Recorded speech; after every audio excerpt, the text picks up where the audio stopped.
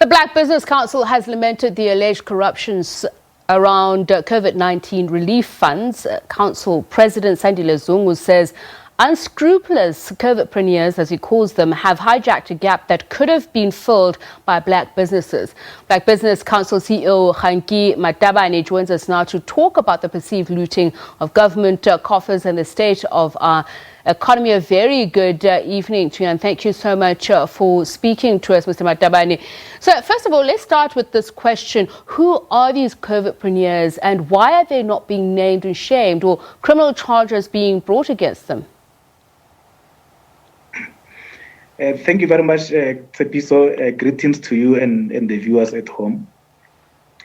I think the challenge I think we're facing is that we have gone to greater heights to say black businesses needs to be prioritized as far as procurement opportunities are concerned, and that should be basically happening from both business and government procurement. And then we do have National Treasury that actually issued regulations that said price for this will be so much, and then this is the process that you follow for procurement purposes. And that needs to be followed by all and sundry. That must be followed by government, to set an example. So I think the challenge becomes when there's a perception that some of the processes were not followed. And that then raises questions from many people and many quarters that says, are we really serious in dealing with corruption? So if we are serious in dealing with corruption, I think the president of the country has done a great job when he addressed us by saying the SIU should be and other law enforcement agencies should be deployed to urgently look at this.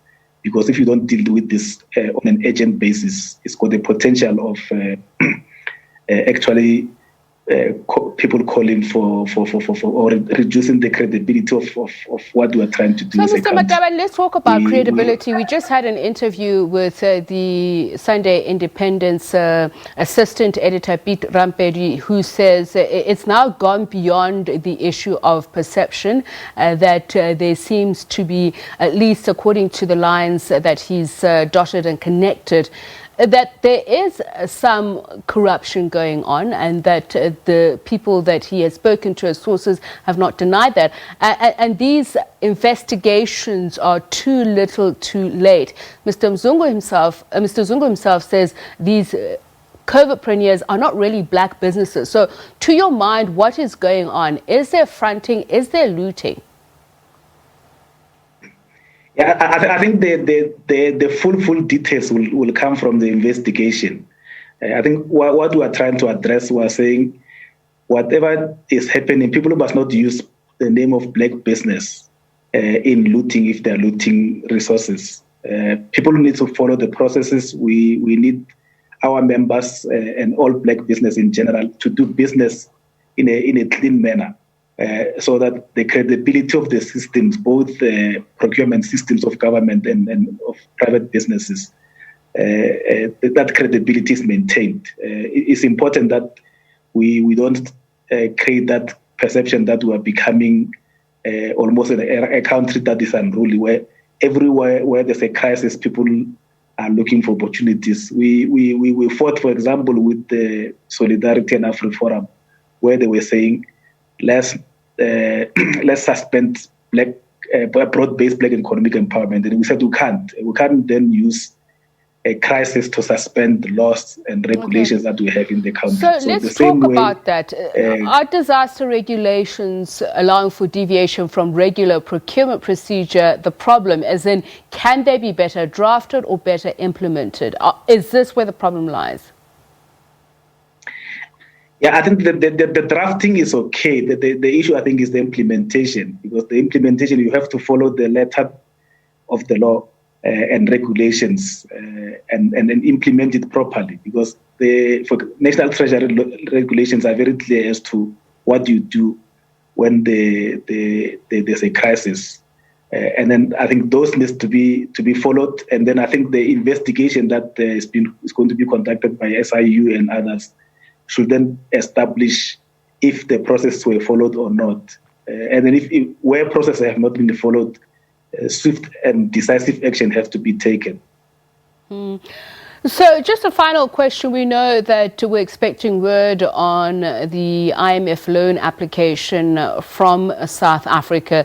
Your thoughts? The presidency has noted that recent economic indicators show a drastic decline in economic activity and confidence. But in a country that's reliant on consumer spending, are the support measures in place enough to prevent businesses shutting down and jobs being lost? So should the money that we get from the IMF go to these imperatives?